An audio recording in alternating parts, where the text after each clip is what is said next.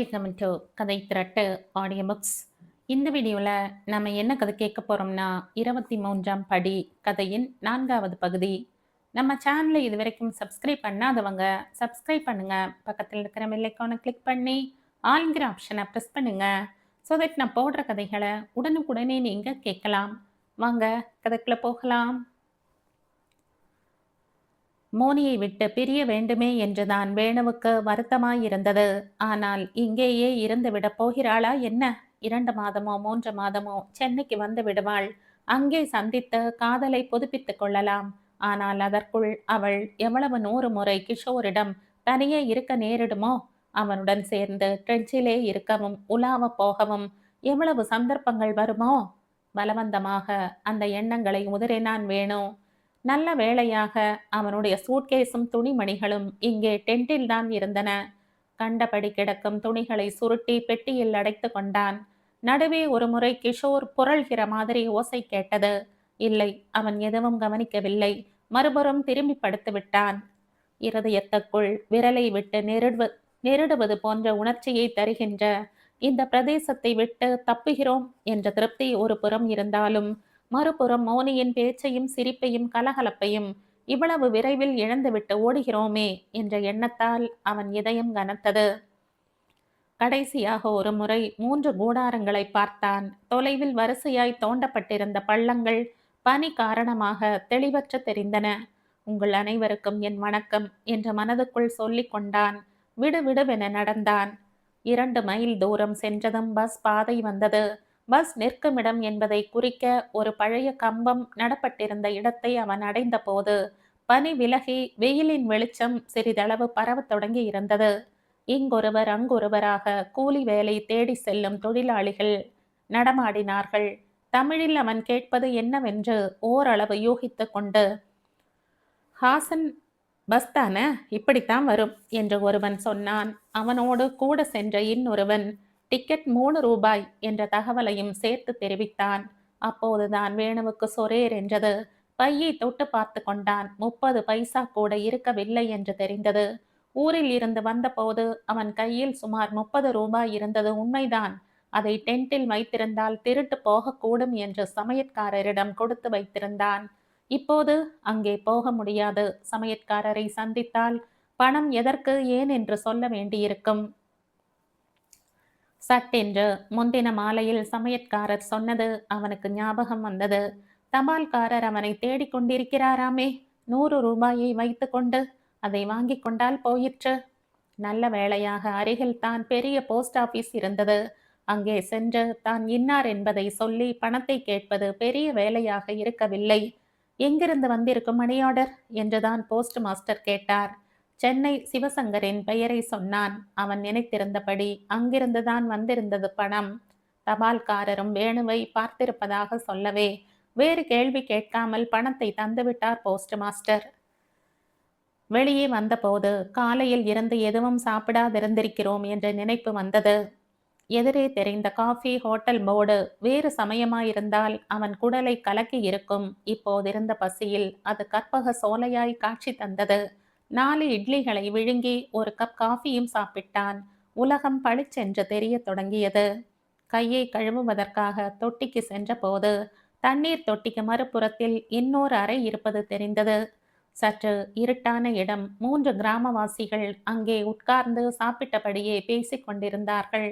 அவர்களது மேஜை மீது ஒரு சிற்பம் இருந்தது. 3/4 அடி உயரத்துக்கு இருந்தது அது. சக்தியா காளியா என்று யூகிக்க முடியவில்லை. கண்ணங்கரேல் என்ற கடப்பை கல்லில் செய்த சிற்பம். கையில் சூல் ஆயுதத்துடன் விழியில் ஆவேசத்துடன் உக்கிரமான தோற்றம் கொண்டிருந்தது. கன்னடத்தில் உரையாடி கொண்டிருந்தார்கள் அந்த கிராமவாசிகள். வேணுவுக்கு வாக்கியமாக பொருள் விளங்கவில்லை. ஆனால் தனித்தனியாக சில வார்த்தைகளுக்கு அர்த்தம் புரிந்தது. கிணறு, பழைய சிலைகள், இவ்வளவுதான் புரிந்து கொண்டான் அவன். சிற்பங்களை திருடி வெளிநாட்டில் விற்பனை செய்யும் நபர்கள் இவர்கள் என்று எண்ணிக்கொண்டான் வேணு. மடக்கி விசாரிக்கலாமா என்று ஒரு நிமிடம் நினைத்தான். ஆனால் இந்த இடத்துக்கே தலை முழுகி விடுவது என்று தீர்மானித்த பிறகு புதிய வம்பில் சிக்கிக் கொள்வானேன் என்று தோன்றியது. பில்லை கொடுத்துவிட்டு வெளியே வந்தான். திரும்பவும் பஸ் பாதைக்கு வந்தபோது ஹாசன் பஸ் போய் 1/2 மணி ஆகிறது என்று யாரோ சொன்னார்கள். இனிமேல் அடுத்த நாள் காலைதான் பஸ் என்றும் தெரிந்தது. சாலையோடு நடந்தான், எங்காவது உட்காரலாம் என்று. அந்த பழைய ஜைன கோவிலை மறுபடி அடைவோம் என்று அவன் எதிர்பார்க்கவில்லை. ஆனால் அதுதான் மீண்டும் குறுக்கிட்டது அந்த சாலையில். முன்பு களப்பேடு கிராமத்தில் இருந்து வந்தபோது அதன் முன்புறத்தை அடைந்திருந்தான். இப்போது சாலையில் அதன் பின்புறம் எதிர்பட்டது. இரவு இங்கே தங்கினால் என்ன? நுழைந்தான். மொய் என்ற சுவர்கோழிகள் ஓயாது பாடிக்கொண்டிருந்தன.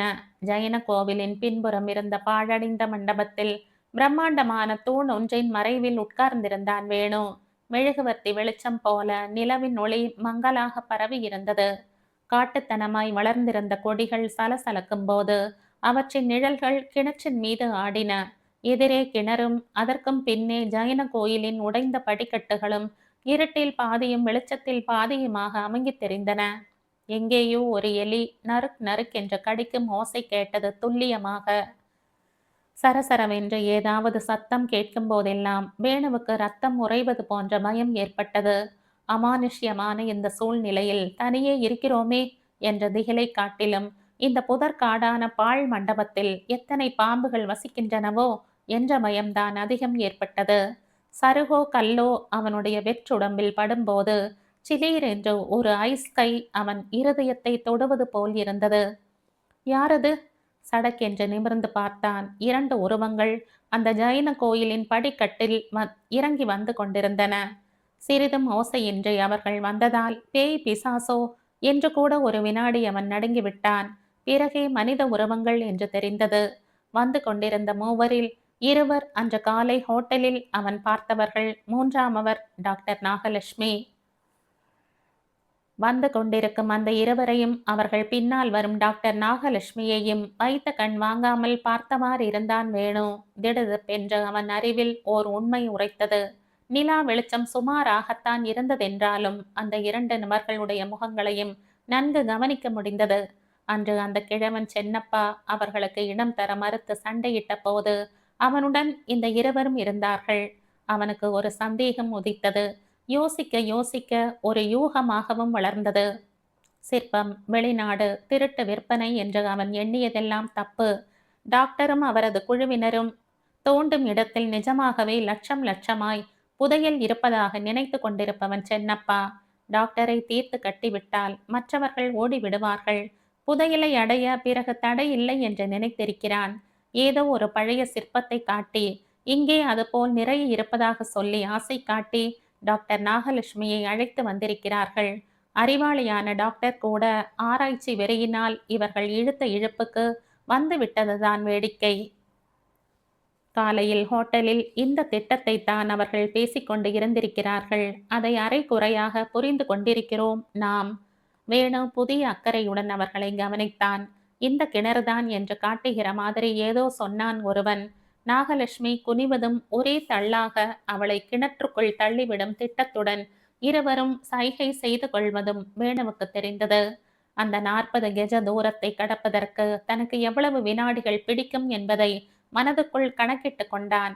அதிர்ஷ்டவசமாக பக்கத்திலேயே அவனது சூட்கேஸ் இருந்தது. அதை சடக்கென்று எடுத்துக்கொள்ளவும் கிணற்றை நோக்கி ஓடவும் 2 கிராமத்தானும் சப்தம் கேட்டு திரும்பி பார்ப்பதற்குள் பிடரியில் சூட்கேஸினால் ஒரே வீச்சாக தாக்கி அவர்களை கீழே வீழ்த்தவும் மிக சில வினாடிகளே பிடித்தன. விழுந்தவர்கள் உடனே எழுந்த போதிலும் வேணுவை எதிர்க்கவில்லை. கல்லும் முள்ளுமாயிருந்த படிகளில் ஏறி தலை தெறிக்க ஓடினார்கள். வேணு வியப்புடன் அவனை ஏற இறங்க பார்த்தாள் டாக்டர் நாகலட்சுமி. அவளால் கேவலமாக திட்டப்பட்ட 24 மணி நேரம் கழித்து இப்போதுதான் அவளை சந்திக்கிறான் வேணு. பேசவே சங்கடமாயிருந்தது அவனுக்கு. நீங்கள் அவர்களை நம்பி தனியே வந்திருக்க கூடாது. சின்னப்பாவின் ஆட்கள் அவர்கள் கிணற்றில் உங்களை தள்ள பார்த்தார்கள். நான்சென்ஸ், என்னால் நம்பவே முடியவில்லை. ஆர்கியாலஜிக்கல் துறையை தவிர மற்ற விஷயங்களில் உங்களுக்கு அறிவு பற்றாது. எல்லா விவரங்களையும் கேட்ட பிறகு அவள் சில நிமிடங்களுக்கு பேசவில்லை. வேணு தன் சூட்கேஸை எடுத்து கொண்டான். வாருங்கள், உங்களை பத்திரமாக வீட்டில் கொண்டு போய் சேர்த்துவிட்டு நான் போகிறேன். போகிறாயா? எங்கே? டாக்டர் நாகலட்சுமியின் கண்கள் ஈரத்துடன் பளபளப்பதை அவன் காண முடிந்தது. வேணு, நேற்று நான் உன்னை அளவுக்கு அதிகமாகத்தான் கோபித்து கொண்டு விட்டேன்.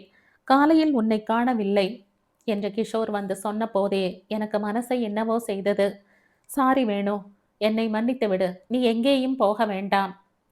இப்போதுதான் நான் உதவினேன் என்பதால் கூப்பிடுகிறீர்கள். அடுத்த முட்டாள்தனத்தை நான் செய்யும்போது மறுபடியும் என்னை போக சொல்வீர்கள். வேண்டாம் டாக்டர்.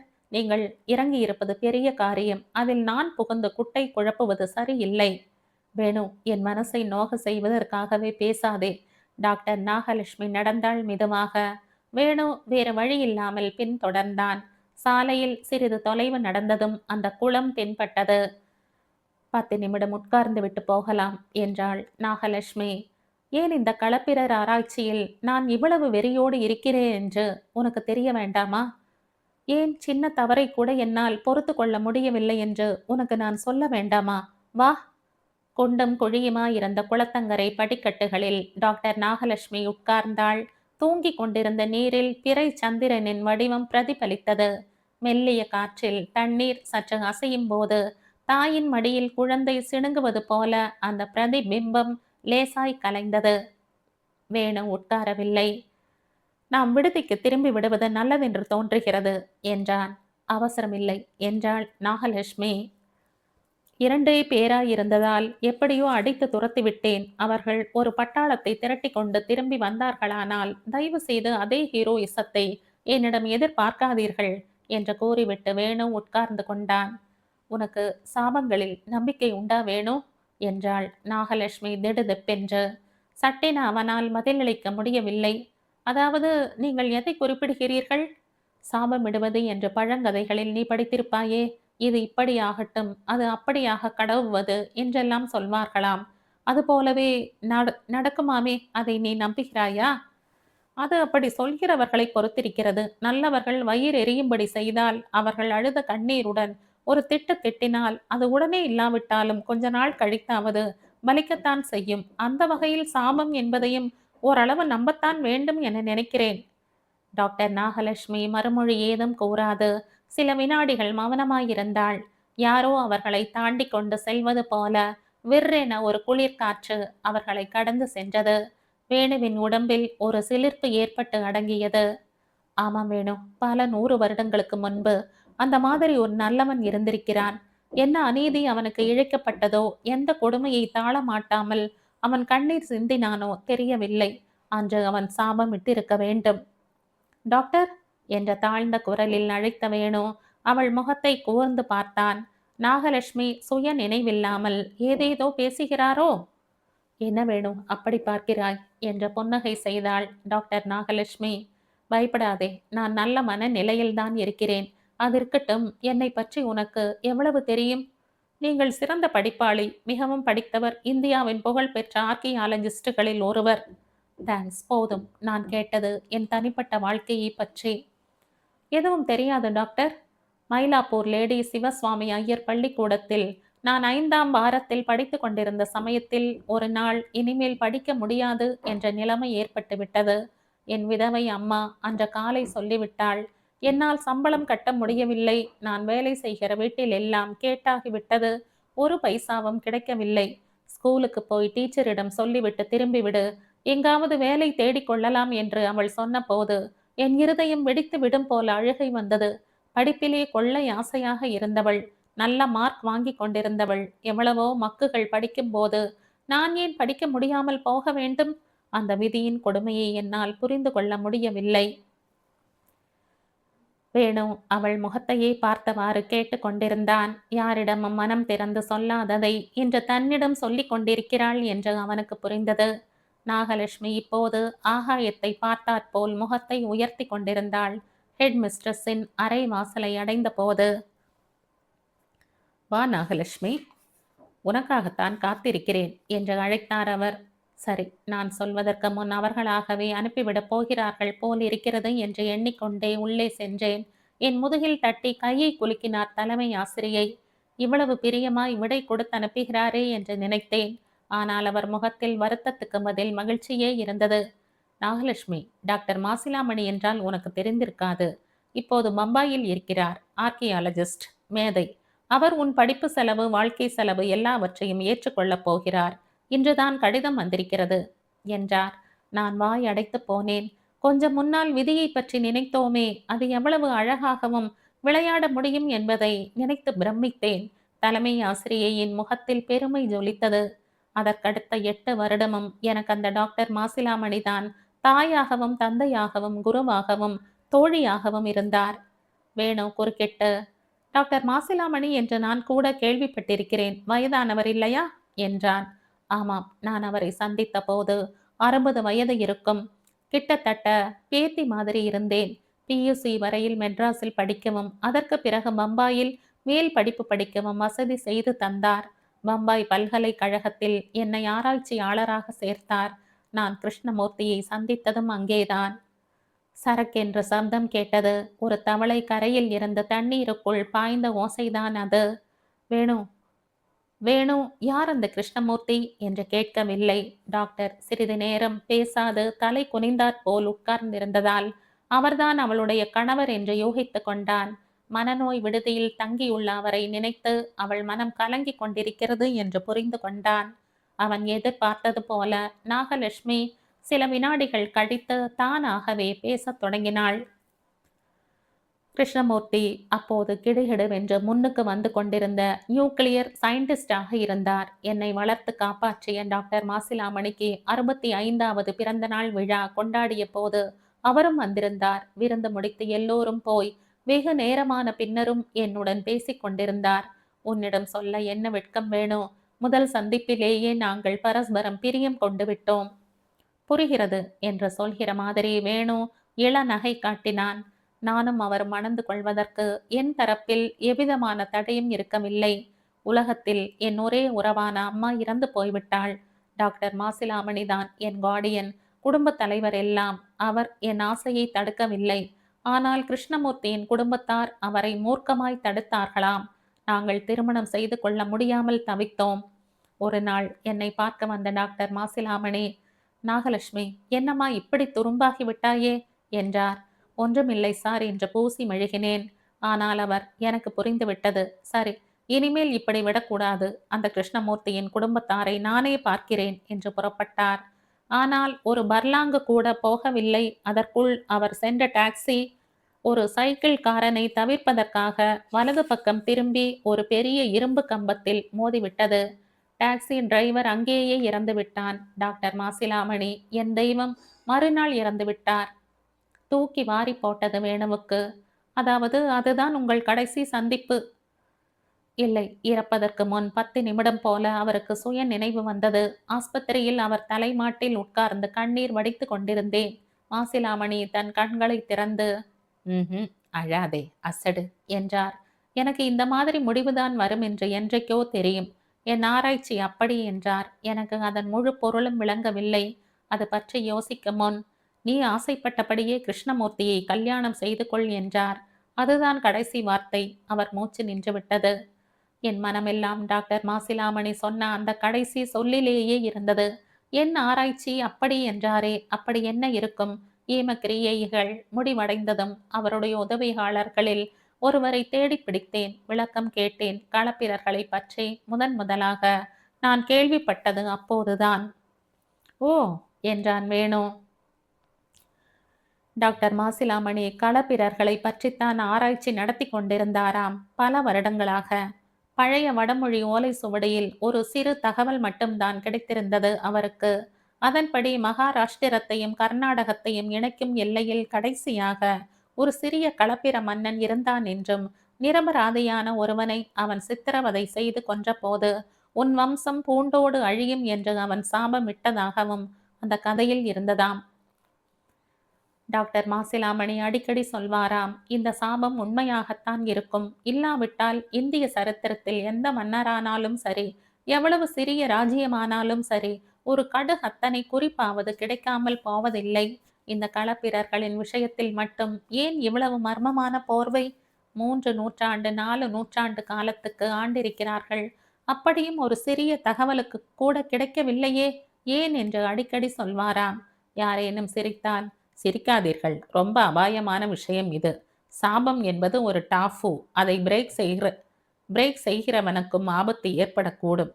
தெரியக்கூடாத களப்பிரர்களை பற்றி தெரிந்து கொள்ள முயலும் எனக்கு கூட எந்த நிமிடம் என்ன ஆபத்து நேரிடுமோ என்பாராம். அதே போலத்தான் நேர்ந்தது. நீண்ட நேரத்துக்கு மௌனமாயிருந்தாள் டாக்டர் நாகலட்சுமி. அவள் சொல்லிக் கொண்டு வந்த விஷயம் மெல்ல மெல்ல பெரிதாகிக் கொண்டிருப்பதை வேணு கண்டான். உருவம் இல்லாத ஒன்று அருகில் உட்கார்ந்திருப்பது போல ஒருவித பீதி அவனை பிடித்து கொள்ளும் போல் இருந்தது. எதை ஆராய்கிறாரோ, எதை ஆராய்ந்ததால் டாக்டர் மாசிலாமணி மரணம் அடைந்தாரோ அதையேதான் டாக்டர் நாகலட்சுமி ஆராய்ந்து கொண்டிருக்கிறார் என்பதை நினைத்தபோது நரம்புகளுக்குள் பூரான் ஓடுவதைப் போன்ற சிலுசிலுப்பு அவனுக்கு ஏற்பட்டது.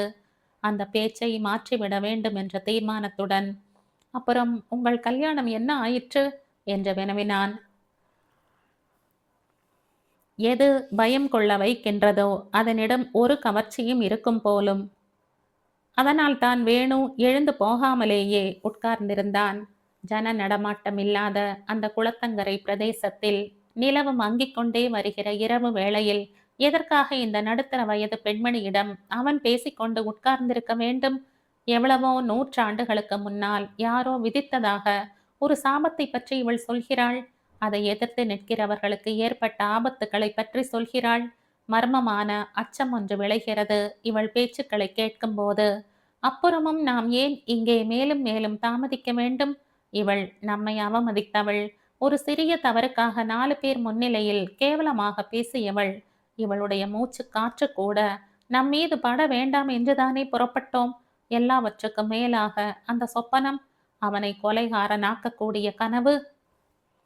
வேணுவின் மனம் ஒரு புறத்தில் அவனை புறப்படு புறப்படு என்று உந்திக் கொண்டிருந்த போதிலும் இன்னொரு புறத்தில் டாக்டர் நாகலட்சுமியின் கதையை முழுக்க கேட்டுவிட வேண்டும் என்ற துடிப்பும் அவனை தூண்டிக் கொண்டிருந்தது. ஆகவே மறுபடியும் கேட்டான், உங்கள் கல்யாணம் என்ன ஆயிற்று என்று. ஆனால் நாகலட்சுமி உடனே அதை பற்றி சொல்லவில்லை.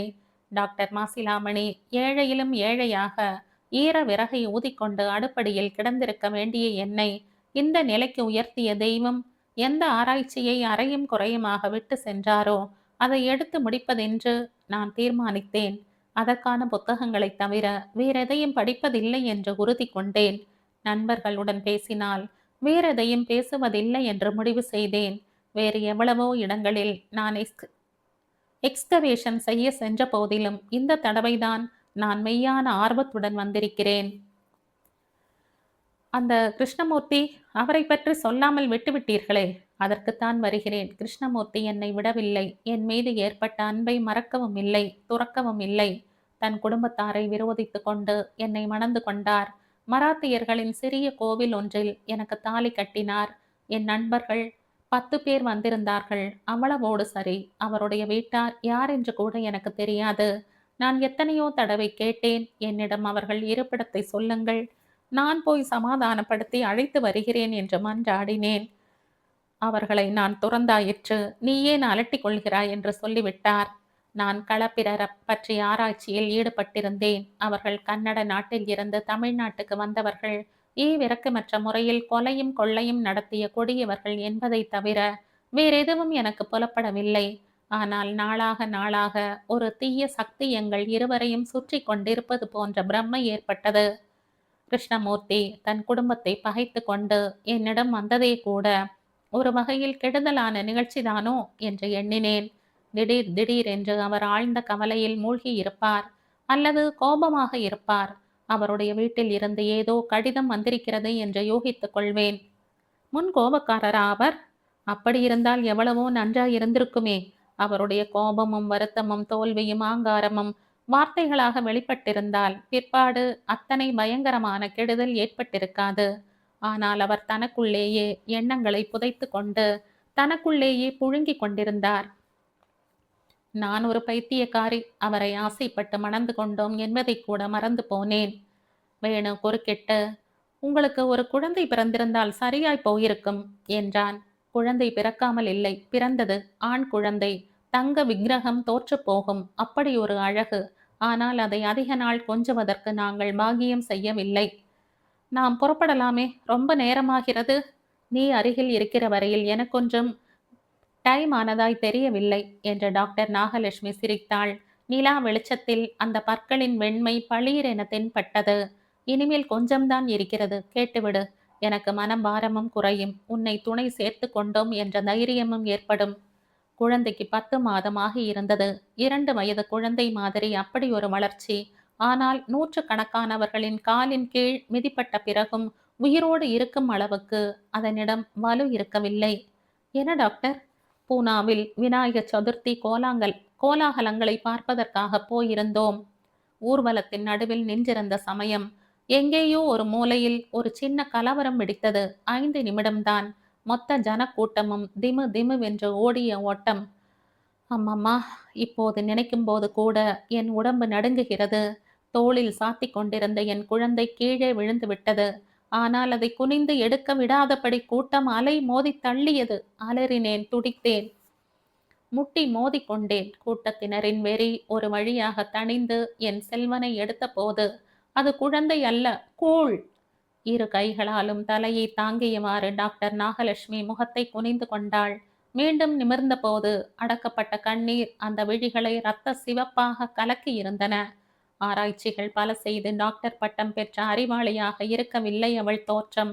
பேதையிலும் பேதையான தாயாக, பலவீனமான பெண்ணாக இருந்தாள். பிறகு என்றான் வேணு. 3 பேராய் புறப்பட்டு 2 பேராக திரும்பினோம். மறுபடியும் அங்கே நிசப்தம் குடிகொண்டது.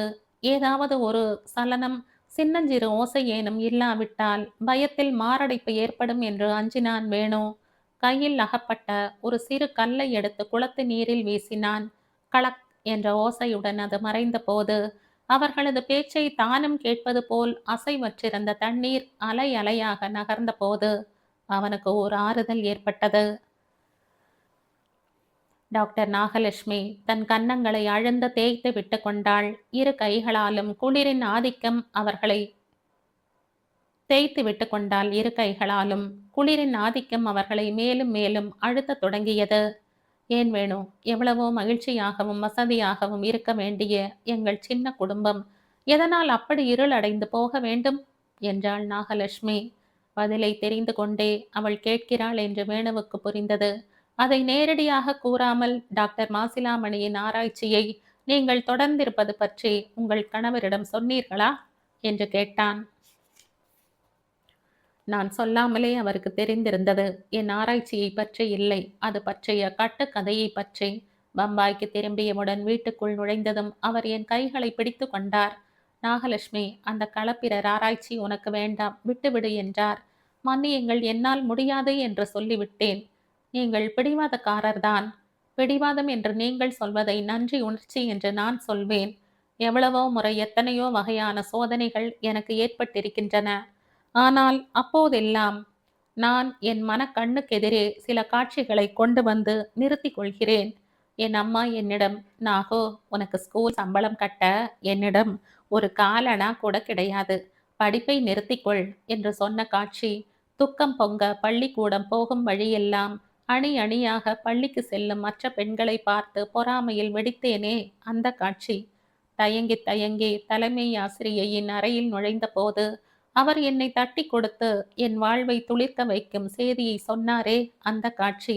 கடைசியாக என்னை கை கொடுத்து தூக்கிவிட்ட பெரியவர் குற்றுயிரும் குலை உயிருமாக வாழ்வின் லட்சியம் நிறைவேறாமலே ஆஸ்பத்திரியில் கிடந்த காட்சி. இவைகளை எல்லாம் நினைத்து பார்க்கும்போது பின்வாங்கும் எண்ணம் கடுகத்தனை இருந்தாலும் உடனே மறைந்து விடுகிறது. அதன் பிறகு உங்களுக்கு குழந்தை பிறக்கவில்லையா? பிறக்கவில்லை. பிறப்பதற்கு நான் இடம் தரவில்லை வேணு. உன்னை என் சகோதரன் போல் நினைத்து கொண்டு வெட்கமில்லாமல் சொல்கிறேன். பெண்ணாக வாழ வேண்டும் என்ற ஆசை படிப்படியாக எனக்கு குறைந்து விட்டது. லைப்ரரிகளில் இன்டெக்ஸ் புரட்டினேன். மியூசியம்களில் கூழாங்கல்லாக பரிசோதனை செய்தேன்.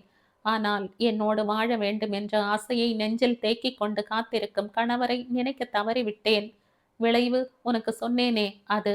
ஒரு நாள் நான் வீடு திரும்பிய போது அவர்... நாகலட்சுமியின் குரல் தழுதடுத்தது. கண்கள் மினுமினுத்தன. அவர் துண்டு துண்டாக காகிதங்களை கிழித்து கொண்டு உட்கார்ந்திருந்தார். என்ன இது என்று அதட்டினேன், திட்டினேன், கெஞ்சினேன். அவர் கைகளை பிடித்து கொண்டு பதைத்தேன். ஒரு வெறித்த பார்வை, அத்துடன் சரி. இன்று வரை அப்படியேதான் இருக்கிறார், பம்பாய் நர்சிங் ஹோமில். படிக்கட்டில் இருந்து எழுந்து கொண்டான் வேணு. அந்த இரவு நேரம், அந்த குளத்தங்கரை, அந்த சில் என்ற குளிர், அந்த களப்பிர வம்சத்தின் சாபம், இவை அனைத்துமாக சேர்த்து அவனை திகிலுக்குள்ளாக்கின. உனக்கு பயம் வந்துவிட்டது, அப்படித்தானே? சோகத்துடன் நகைத்த வண்ணம் எழுந்து கொண்டாள் நாகலட்சுமி.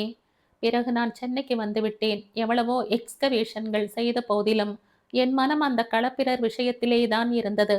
வேடிக்கை என்னவென்றால், நான் தேடி தேடி அலுத்து போயிருந்த சமயத்தில் தானாகவே கிடைத்தது இந்த களப்பேடு கிராமத்தை பற்றிய தகவல். கலெக்டர் சாம்பசிவத்தின் வீட்டிலே ஒரு கல்யாணத்துக்காக நான் வந்திருந்த போது அந்த கிழவன் சென்னப்பா அங்கே வந்து ஒரு செப்பேட்டை காட்டினான். அவர் என்னிடம் அதை காட்டினாரோ இல்லையோ, அந்த வினாடியே இங்கு வருவதற்கான ஏற்பாடுகளில் இறங்கிவிட்டேன். அதனால் தான் உடம்பிலே தெம்பும் மனசிலே தைரியமும் உள்ள உதவியாளர்களை அமர்த்தி கொள்ள வேண்டுமென்று நீங்கள் பெரும்பாடு பட்டிருக்கிறீர்கள் என்றான் வேணு. ஆனால் என்னை போன்ற மக்குகளும் எப்படியோ வந்து சேர்ந்து விட்டன. பாவம், நல்ல வேளை, இன்றோடு இந்த தொல்லை உங்களை விட்டு ஒழிந்துவிடும். வேணு, நீ எங்கேயும் போகக்கூடாது. உங்களை விடுதியில் கொண்டு போய் விட்டுவிட்டு திரும்பி விடப் போகிறேன். வேணு. டாக்டர் நாகலட்சுமியின் முகத்தில் இருந்த வேதனை அவனை நெகிழ செய்தது. அவளுடைய இதயத்துக்குள் அலைமோதி கொண்டிருக்கும் நினைவுகளை அறிந்து கொண்டு விட்டதால் முன்பிருந்த அளவுக்கு கோபம் காட்ட முடியவில்லை. அந்த கனவும் கூட இப்போது சுத்த பைத்தியக்காரத்தனமாக தோன்றியது. இப்படி ஒரு தீனமான பெண்மணியையா நாம் கொலை செய்ய போகிறோம்? ஒரு நாளும் இல்லை. ஆல்ரைட் என்றான். நாகலட்சுமி தன் உணர்ச்சிகளை வார்த்தையாக வெளிப்படுத்த தெரியாமல் அவன் கைகளை இறுக்கி அழுத்தினாள். தூரத்தில் ஒரு தெருவிளக்கு கண் சிமிட்டியது. அதுதான் அவர்கள் தெரு. வேணு, நீ எனக்கு ஒரு வாக்கு கொடுக்க வேண்டும் என்றாள் நாகலட்சுமி. என்ன டாக்டர்? இந்த களப்பிரர் சாபத்தை பற்றிய கதையை உன் ஒருவனுக்குத்தான் சொல்லி இருக்கிறேன். டிஆர் உட்பட யாருக்கும் அது தெரியாது. அடுத்தடுத்து ஆபத்துகள் வரும்போது யார் எப்படி இருப்பார்களோ சொல்வதற்கில்லை. ஆனால் வேணு, யார் மாறினாலும் நீ மாறக்கூடாது. அதாவது, கடைசி வரையில் நீ எனக்கு துணையாக இருக்க வேண்டும். என்னை விட்டு விட்டு போகவே கூடாது. என் நன்றி கடனை தீர்த்து கொள்வதற்கு, இந்த களப்பிரர் ஆராய்ச்சியில் உண்மையை கண்டுபிடிப்பதற்கு எனக்கு பக்க பலமாய் நீ நிற்க வேண்டும். யாரால் எனக்கு என்ன இடம் வந்தாலும், எதனால் எனக்கு என்ன கஷ்டம் வந்தாலும் நீதான் எனக்கு பாதுகாப்பாக இருக்க வேண்டும். சரி டாக்டர், சும்மா சொன்னால் போதாது, சத்தியம் செய்து கொடு. டாக்டர் நாகலட்சுமி தன் மெலிந்த கையை அவன் மார்புக்கு நேரே நீட்டினாள். வேணு அந்த கையில் அடித்தான். யாரோ சிரிப்பது போல் அவனுக்கு கேட்டது. அது விதியா அல்லது நிஜமாகவே யாராவது ஒளிந்து கொண்டு சிரிக்கிறார்களா? அவனால் அறிய முடியவில்லை. டாக்டர் நாகலட்சுமியுடன் வேணு கிராமத்தை நோக்கி திரும்பிக் கொண்டிருந்தான். நிலா இறங்கிக் கொண்டிருந்தது. என்ன அது எதிரில் என்றாள் நாகலட்சுமி திடீரென்று. எதை சொல்கிறீர்கள் என்று திடுக்கிட்டு சாலையை கவனித்தான் வேணு. வெகு தூரத்தில் ஒரு அரிக்கன் விளக்கு ஆடிக்கொண்டிருப்பது தெரிந்தது. அதன் வெளிச்சம் விழுந்த சிறிய வட்டத்தினுள் 3-4 உருவங்கள் தென்பட்டன. அசைந்து அசைந்து வருகிறவர் டிஆர் தான். உலகத்திலேயே அவர் ஒருவருக்குத்தான் அப்படிப்பட்ட நடை என்றாள் டாக்டர் நாகலட்சுமி. உண்மைதான், மிக அருகில் வந்ததும் தெரிந்தது. மொத்த முகாமும் தங்களை தேடி வந்திருக்கிறதென்று. பனிக்கும் குளிருக்கும் பாதுகாப்பாக அவர்கள் தலையை போர்த்து கொண்டு வந்த காட்சி மார்கழி மாத பஜனை குழுவை ஞாபகமூட்டியது வேணுவுக்கு. டிஆர் தான் உரிமையோடு கோபித்து கொண்டார். யாரோ ஆள் வந்து கூப்பிட்டான் என்று நீங்கள் பாட்டுக்கு கிளம்பி விடுவதா? யாரிடமாவது சொல்லிவிட்டு போக வேண்டாம் என்ற நாகலட்சுமியை கண்டித்தவர் வேணுவின் பக்கம் திரும்பினார். என்னப்பா, நீ பாட்டுக்கு இன்னொரு பக்கம் ஸ்டாண்ட். கிஷோரிடம் கூட சொல்லிக் கொள்ளாமல் இன்று காலையில் புறப்பட்டு விட்டாயாமே. பச்சை குழந்தையா ஊர் ஞாபகம் வருவதற்கு? வேணு அசட்டு சிரிப்பு சிரித்து மழுப்பியதால் கிஷோரும் கிருபாகரனும் அவனிடம் மேற்கொண்டு எதுவும் கேட்கவில்லை. மோனி மட்டும் மற்றவர்களை சற்று முன்னே போக விட்டுவிட்டு வேணுவை பின்தங்க வைத்து கொண்டாள். நியாயமா நீங்கள் செய்தது என்று அவள் கீழ் குரலில் அதட்டிய போது, எது என்று வேணு வேடிக்கையாக திருப்பி கேட்டான். இது என்று அவன் கையில் இருந்த சூட்கேஸை சுட்டி காட்டினாள் மோனி. இதுவா சூட்கேஸ் என்றான் வேணு. பிக்னிக் போயிருந்தேன் அடுத்த ஊருக்கு. தயிர் சாதம் எடுத்து போவதற்கு சரியான பாத்திரம் கிடைக்கவில்லை. ஆகவே இதிலே எடுத்துக்கொண்டு போனேன். ஏன், என்ன தப்பு? அவள் தன் கண் முனைகளை துடைத்து கொண்டாள். டாக்டர் உங்களை சுருக்கென்று தைக்கிற மாதிரி பேசிவிட்டாரே என்று நாங்கள் எல்லோருமே வருத்தப்பட்டு கொண்டோம். ஆனால் அவரிடம் போய் எப்படி சொல்வது? தேவையில்லை, டாக்டரே வருத்தப்படுவதாக சொல்லிவிட்டார் என்றான் வேணு. மோனி அவன் காதோடு ரகசியமாக, நாளை காலை மறுபடி ஓட்டம் பிடித்து விட மாட்டீர்களே என்றாள். மாட்டேன், அடுத்த தடவை ஓடினால் உன்னையும் இழுத்து கொண்டு ஓடுவதாகத்தான் உத்தேசம் என்ற பதில் அளித்ததோடு உணர்ச்சி வசப்பட்டவனாக அவள் கையையும் ஓர் அழுத்து அழுத்தினான் வேணு. என்ன ஆபத்து வந்தாலும், என்ன அவமானம் நேரிட்டாலும் இவளுடைய காதலை மட்டும் இழக்கக்கூடாது என்று அவன் மனம் சொல்லிக் கொண்டது. அந்த காதலின் ஆழம் மறுநாள் இன்னும் நன்றாய் விளங்கியது அவனுக்கு. அடுத்த நாள் காலை விடுதிக்குள் அவன் நுழைந்த போது பெரியதொரு வரைபடத்தை மேஜை மீது பிரித்து வைத்து கொண்டு மோனிக்கு விளக்கி கொண்டிருந்தான் கிஷோர். இதெல்லாம் பிரெஞ்சு தோண்டிவிட்ட இடங்கள். இது இனிமேல் தோண்ட வேண்டிய இடம். குட் மார்னிங் என்றபடி அவர்கள் பேச்சை கலைத்து கொண்டு உள்ளே நுழைந்தான் வேணு. மோனி அவனை முறைத்து பார்த்து, எல்லோரும் டிஃபன் சாப்பிட்டு கொண்டிருக்கிறார்கள். நான் ஒருத்திதான் நீங்கள் வர வேண்டும் என்று காத்திருக்கிறேனாக்கும் என்றாள். நானும் தான் என்றான் கிஷோர். 2 பேருக்கும் ரொம்ப தேங்க்ஸ் என்று கூறிவிட்டு வேணு சமையலறையை அடைந்தான். இட்லி மெத்தென்று பஞ்சாக இருந்தது. டாக்டர் நாகலட்சுமிக்கு பக்கத்தில் உட்கார்ந்து கொண்டு கொசு தொல்லையை பற்றி டிஆர் செய்து கொண்டிருந்த சொற்பொழிவை அவன் செவி மடுத்து கொண்டிருந்த வேளையில் இஸ் என்ற மோனி கையை வாயில் வைத்து உறிஞ்சினாள். என்ன மோனி? கிருபாகரன் மகளை நோக்கி திகைத்தார். மிளகாய் பொடியை தொட்டு விட்டாய், அதுதானே? சொன்னேன், கேட்கவில்லை என்ற நாகலட்சுமி அவளை கடிந்து கொண்டு பொடியில் நிறைய நெய் ஊற்றுங்கள் என்று சமையற்காரருக்கு உத்தரவு போட்டாள். என்ன மோனி, என்ன உனக்கு? கிஷோர், கிருபாகரன், வேணு எல்லோரும் கேட்டார்கள். ஒன்றுமில்லை ஒன்றுமில்லை, டாக்டர் ஏதாவது சொல்லிக் கொண்டிருப்பார், நீங்கள் காதில் போட்டு கொள்ளாதீர்கள் என்றாள் மோனி. டாக்டர் நாகலட்சுமி கூறினாள். போட்டோகிராஃபர் சார், என்னவோ ஏதோவென்று நீங்கள் பெரிதாய் கவலைப்பட்டு போகாதீர்கள். அந்த மண் பாண்ட துண்டு உடைந்து போயிற்றே நேற்று. அவள் பார்வை வேணுவின் மீது மின்னல் போல் பாய்ந்து நகர்ந்தது. எங்கிருந்தோ ஒரு ஸ்பெஷல் பிசின் வாங்கி வந்து அந்த துண்டுகள் தூள்களை எல்லாம் பொறுக்கி பொறுக்கி ஒட்டி கொண்டிருந்தாள். நேற்று ராத்திரி பூரா அதுதான் வேலை.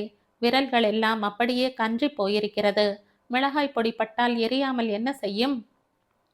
வேணுவின் இருதயத்துக்குள் ஒரு பெருமிதம் புரண்டது. மோனியின் காதல் உள்ளத்தை புரிந்து கொண்டு அடுத்த 12 மணி நேரத்துக்குள் அந்த காதலுக்கு சோதனை நேரப் போகிறதென்று அவனுக்கு தெரியாது. பிற்பகல் 2 மணி இருக்கும். நாகலட்சுமியின் குழு சுறுசுறுவென்று இயங்கிக் கொண்டிருந்தது. ஒவ்வொரு ட்ரெஞ்சையும் சுற்றி 2 ஆட்கள் உட்கார்ந்து கொண்டு பள்ளத்துக்குள் இருப்பவர்கள் எடுத்து கொடுக்கும் சிறு சிறு பொருள்களை வாங்கி காகிதத்தில் சுற்றி பத்திரப்படுத்தி கொண்டிருந்தார்கள். 2வது ட்ரெஞ்சில் தனித்திருந்தார்கள் மோனியும் வேணுவும். எங்கேயாவது சிறிய சுவர் மாதிரி தென்பட்டால் அதை அப்படியே விட்டுவிடுங்கள். டிஆரிடம் போய் சொன்னால் அவர் உடனே வந்து பார்ப்பார். அந்த சுவரை எந்த வழியாக பின்தொடர்ந்து செல்ல வேண்டுமென்று அவரால் தான் சரியாய் சொல்ல முடியும். தெரியாத்தனமாய் சுவருக்கு கீழே அண்டர் கட் பண்ணி விடுவார்கள் சில பேர். வருமே பாருங்கள் அவருக்கு கோபம் என்றவள். என்ன அப்படி பார்க்கிறீர்கள்? நான் ஏதோ கதை விடுகிறேன் என்று நினைப்பா என்றாள். நிறுத்தாதே நிறுத்தாதே, பேசிக்கொண்டே இரு. உன் பேச்சை நான் காதில் வாங்கிக் கொள்ளவில்லையே தவிர உன் கண்கள் நகர்கிற அழகு, புருவம் நெளிகிற வனப்பு, உதடுகள் சுழிக்கும் மயக்கு, கன்னங்கள் குழிகிற அற்புதம், இதையெல்லாம் ரசித்து ஆனந்தப்படுகிறேனாக்கும். சரிதான், இத்தனை நேரம் நான் சொல்லிக் கொண்டிருந்ததெல்லாம் யார் காதிலோ ஊதிய எதுவோதானா என்ற மோனி பல்லை கடித்த அதே நேரத்தில் மோனே என்று கூப்பிட்டார் கிருபாகரன் பள்ளத்தின் மேல் இருந்து. தோ வந்தேன்பா. படிகளின் வழியே மேலே ஏறி சென்றாள் மோனி. ஃபில்ம் ரோலை உள்ளே வை, அலமாரியிலே வைக்காதே என்று படித்து படித்து சொன்னேனே, கேட்டாயா? 3 புது ரோல் படம் எடுக்க முடியாதபடி ஃபேக் ஆகி கெட்டு போய் விட்டது என்று கிருபாகரன் குற்றம் சாட்டுவது வேணுவுக்கு கேட்டது. அடடா, வெரி சாரிப்பா. இப்போது ஃபில்ம் தேவைப்படுகிறதா என்றாள் மோனி. ஆமாம், சில முக்கியமான விஷயங்களை படம் எடுக்க சொல்லி இருக்கிறார் டாக்டர். பக்கத்து டவுனில் ஒரு ஸ்டுடியோ இருக்கிறதாம். ஆனால் அங்கே வாங்குகிற ஃபில்ம் எப்படி இருக்குமோ என்னவோ. என்ன செய்வது இப்போ? 2:45க்கு ஹாசனுக்கு ஒரு பஸ் இருக்கிறதாம். பெரிய டவுன். நன்றாய் பார்த்து வாங்கலாம். ராத்திரி 7:30 8க்குள் திரும்பி விடுகிறேன். நாளை காலை படம் எடுத்து விடலாம். நாளைக்கு போகலாமே அப்பா? ம், டாக்டர் ரொம்ப கண்டிப்பாய் சொல்லி இருக்கிறார். சரி, விடுதிக்கு போய் பணம் எடுத்து கொள்ளுங்கள். கடைசி பஸ் எது என்று போனதுமே விசாரித்து கொள்ளுங்கள். அதை மிஸ் பண்ணிவிடப் போகிறீர்கள்.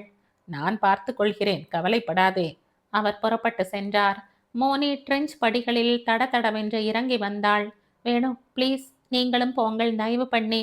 அப்பா ஹாசன் போகிறாராம். அவரை தனியே அனுப்ப பயமாயிருக்கிறது. மோனி, ஏன், என்ன பயம்? புரியவில்லையா உங்களுக்கு? வேணு, அப்பா இப்போது ரொம்ப தூரம் மாறிவிட்டார். இத்தனை காலமும் நான் அறிந்திராத, பார்த்திராத புதிய தந்தையை இப்போது பார்க்கிறேன். என் வாழ்க்கையில் நிறைவும் நிம்மதியும் இப்போதுதான் ஏற்பட்டிருக்கின்றன வேணு. இது இப்படியே நீடிக்க வேண்டும் என்று பார்க்கிறேன். இனி ஒருபோதும் அவருக்கு குடியில் ஞாபகம் வராமலே போக வேண்டும் என்று ஆசைப்படுகிறேன். எதனாலாவது என் நிம்மதி நசிக்குமேயானால் அதற்கு காரணமானவரை மன்னிக்கவே மாட்டேன். உன் மனம் எனக்கு புரிகிறது மோனி. ஏன் நீயே போயேன் அவருடன்? வேண்டாம். என்னதான் குடிகாரர் ஆனாலும் அவர் ஒரு மனிதர். அவருக்கு தன்மானம், ரோஷம் ஓரளவுக்கு உண்டு. 24 மணி நேரமும் அவரை நான் கண்காணித்து கொண்டிருக்கிறேன் என்று உள்ளூர அவர் புழுங்குகிறார். என் சந்தேகத்தை 2-3 முறை வெளிப்படையாய் காட்டிவிட்டேன். அந்த சந்தேகம் தப்பானது என்று நிரூபித்து என் மூக்கை உடைத்து விட்டார். அப்படியும் அவர் போகிற இடத்துக்கெல்லாம் அவருடன் வருகிறேன் என்றால் ரொம்ப நொந்து போவார். தயவு பண்ணி வேணு, எனக்காக. சரி மோனி, பதட்டப்படாமல் இரு. நான் உன் அப்பாவை பத்திரமாய் அழைத்து வருகிறேன் என்று சொல்லிவிட்டு மேலே ஏறினான் வேணு. ஹாசன் நகரத்தில் விஸ்தாரமான பஸ் ஸ்டாண்டை அவர்கள் அடைந்தபோது மணி 3:45. பஸ் நிலையத்துக்கு பின்புறம் கடை தெரு இருந்தது. தபால் ஆபீஸுக்கு 4 கட்டிடம் தாண்டியதும் ஒரு பெரிய போட்டோ ஸ்டுடியோ கண்ணில் பட்டது. வழி நெடுக தமது புகைப்பட அனுபவங்களை பற்றித்தான் கிருபாகரன் பேசிக்கொண்டு வந்தாரே தவிர மதுவை பற்றி மூச்சு கூட விடவில்லை. வேணுவுக்கு தெம்பாய் இருந்தது. மோனியின் நம்பிக்கை வீணாகாது என்று. வேணு, பழக்கமான குரல் ஒன்று அவனை கூப்பிட்டது. ஸ்டுடியோ படியில் ஏறியவன் வியப்புடன் திரும்பி பார்த்தான். காரில் இருந்தபடி அழைத்தவன் சிவசங்கரன் தான். 1 நிமிஷம் சார் என்ற கிருபாகரனிடம் அனுமதி பெற்றுக்கொண்டு காரை அடைந்தான் வேணு. இவ்வளவு தூரம் எங்கே வந்தாய் நீ என்றான் ஆச்சரியத்துடன். என்ன காரணத்துக்காக எந்த இடத்தில் இருக்கிறேன் என்று சொல்லிவிட்டால் இவன் பெயர் சிவசங்கரன் இல்லை, யாரோ ஒரு சாதாரண சுப்பன். சிரிப்போடு சிகரெட் புகையும் வெளிப்பட்டது சிவசங்கரனிடமிருந்து. உன்னோடு கொஞ்சம் பேச வேண்டும். பஸ் ஸ்டாண்ட் மாடியில் தான் லாட்ஜிங். அந்த போட்டோகிராஃபருடன் வந்திருக்கிறாயா? அவரிடம் சொல்லிவிட்டு வா. கிருபாகரனும் கேட்டுக்கொண்டுதான் இருந்தார் அவர்கள் பேச்சை. பஸ் ஸ்டாண்ட் மாடியில் தானே? நீங்கள் போய் பேசிக் கொண்டிருங்கள், நான் வருகிறேன் என்று கூறிவிட்டு ஸ்டுடியோவுக்குள் போய்விட்டார். அவரும் வந்துவிடட்டுமே என்றான் வேணு. எனக்கு உன்னோடு தான் பேச வேண்டும், அவரோடு இல்லை. சிவசங்கரனின் குரலில் கடுமை துணித்தது. வேறு வழி இல்லாமல் காரில் ஏறிக்கொண்டான் வேணு. உன் அண்ணனிடமிருந்து கடிதம் ஏதாவது வந்ததா என்று சிவசங்கரன் விசாரித்தது வேணுவின் காதில் விழவில்லை. ஜன்னல் வழியே கீழே தெரிந்த சாலையை பார்த்து கொண்டிருந்தான் அவன். கிருபாகரன் தன் வேலையை முடித்து கொண்டு விரைவாக திரும்ப மாட்டாரா என்று அவன் கண்கள் தவித்தன. சிவசங்கரன் 2ஆம் முறையும் கேட்ட பிறகு விழித்து கொண்டவனாக, எது, அண்ணாவிடமிருந்தா? இல்லையே என்றான். உன்னிடம் சொன்னபடி உன் அண்ணாவுக்கு 350 ரூபாய் அனுப்பிவிட்டேன். தோ ரசீது. ரொம்ப நன்றி சிவசங்கரன். என்னிடம் என்னவோ பேச வேண்டும் என்றாயே, சீக்கிரம் சொல். அந்த போட்டோகிராஃபர் ஒரு மாதிரி. அவரை பத்திரமாய் அழைத்து கொண்டு ஊர் திரும்ப வேண்டும். தோ 10 நிமிடத்தில் அனுப்பிவிடுகிறேன் என்றார் சிவசங்கரன். அடுத்த அறைக்கு சென்று ஒரு காகிதத்துடன் திரும்பினான். 4ஆக மடிக்கப்பட்ட பெரிய காகிதம் என்று தோன்றியது. ஆனால் உடனே அதை பிரிக்கவில்லை. டாக்டர் நாகலட்சுமியின் ஆராய்ச்சிகள் எவ்வளவு தூரத்தில் இருக்கிறது சொல்லு என்றான். இதுவரை 4 ட்ரென்ச்சுகள் தோண்டி ஆராய்ச்சி நடத்தி இருக்கிறார். சில மண்பாண்டங்கள், 2 இரும்பு கருவிகள், கொஞ்சம் நாணயங்கள் கிடைத்திருக்கிறது. நாணயங்களில் 2 சதுரமாக இருக்கிறது. ஆகவே பாண்டியனுடைய ஆட்சி இங்கேயும் பரவி இருந்திருக்க வேண்டும் என்கிறார். முதல் சதுர நாணயங்கள் வெளியிட்டவர்கள் அவர்கள்தானாம். அப்புறம் களப்பிரர்கள் இங்கிருந்து கன்னட பிரதேசத்தில் இருந்து தமிழ்நாட்டுக்கு வந்தார்கள் என்பது நாகலட்சுமியின் தியரி. அதை நிரூபிப்பதற்காகத்தான் எக்ஸ்கவேஷன்கள் செய்கிறார்.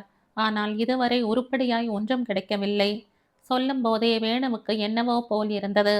கன்னட எழுத்துக்கள் கொண்ட மண்பாண்டம் கிடைத்ததையும் அது தன்னால் உடைந்து போனதையும் மறைக்கிறோம் என்று தனக்குள் வெட்கப்பட்டு கொண்டான். எந்த இடத்தில் பள்ளங்கள் தோண்டியிருக்கிறீர்கள்? அதை எப்படி உனக்கு புரியும்படி விளக்குவது? மோவாயை தடவி கொண்டான் வேணு. ஒன்று செய்யேன். கார் இருக்கிறது, என்னுடன் வா. ஆராய்ச்சி நடைபெறும் இடங்களை நீ நேருக்கு நேர் பார்த்துவிட்டு திரும்பி விடலாம். தேவையில்லை என்று கூறிவிட்டு தன் கையில் இருந்த காகிதத்தை பிரித்து மேசை மீது பரப்பினான் சிவசங்கரன். அது ஒரு தேசப்படம். ஹாசன் மாவட்டம் மட்டுமே அதில் காட்டப்பட்டிருந்தது விரிவாக. தோ இதுதான் களப்பேடு கிராமம். படத்தை சுட்டிக்காட்டி பேசினான் அவன். நீங்கள் பள்ளம் தோண்டி இருப்பது எங்கே? இந்த ஜைன கோவிலுக்கு கிழக்கே. தோ இந்த இடம்தான். குளம் காட்டப்பட்டிருக்கிறதே இந்த பகுதிதான். வேணு காட்டிய இடத்தை சிவசங்கரன் பென்சிலால் சுழித்துவிட்டு சிறிது நேரம் பேசாமல் இருந்தான். பின்னர் இரு வருகிறேன் என்று கூறிவிட்டு அடுத்த அறைக்கு சென்றான். வேணு இருக்கை கொள்ளாமல் ஜன்னல் வழியாய் தெருவை பார்த்தான். கிருபாகரனை இப்போதும் காணவில்லை. அடுத்த அறையில் சிவசங்கரன் அலமாரியை திறக்கும் சத்தம் கேட்டது. வேணுவின் பார்வை சுழன்றது. நாற்காலியில் சிவசங்கரன் தோல் பையின் கீழே இருக்கும் ஆங்கில தினசரி அவன் கண்ணில் பட்டது. பேப்பர் படித்து எவ்வளவு நாள் ஆயிற்று என்று எண்ணிக்கொண்டவனாக அதை எடுப்பதற்காக தோல் பையை நகர்த்தினான். என்ன அது? ஒரு சாதாரண தோல் பை. வெறும் காகிதங்கள் மட்டுமே வைத்திருக்க கூடிய பை எதனால் இவ்வளவு கனமாயிருக்கிறது? ஒரு வகை குறுகுறுப்பும் சந்தேகமும் அவன் உள்ளத்தை அலைக்கழித்தன. சிவசங்கரனும் இப்போதைக்கு வெளிவருவதாய் தோன்றவில்லை. தோல் பையின் ஜிப்பை சர் என்று இழுத்தான்.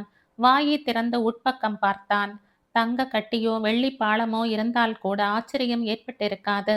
ஆனால் ஒரு பெரிய தகடு, ஒரு பழைய செப்பு தகடு இருப்பதைக் கண்டு அவனுக்கு அவ்வளவு வியப்பு உண்டாயிற்று. அது வெறும் தகடுதானா அல்லது வேலைப்பாடுள்ள ஒன்றா என்று அறிய நினைத்தான்.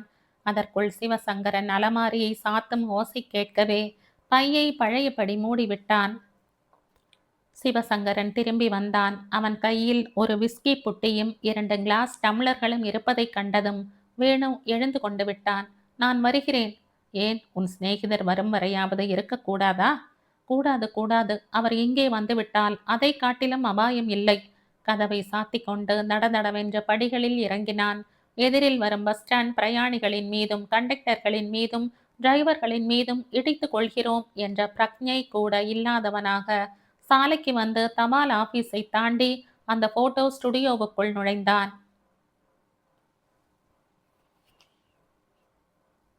இந்த கதையின் தொடர்ச்சியை அடுத்த பதிவில் கேட்கலாம். நன்றி.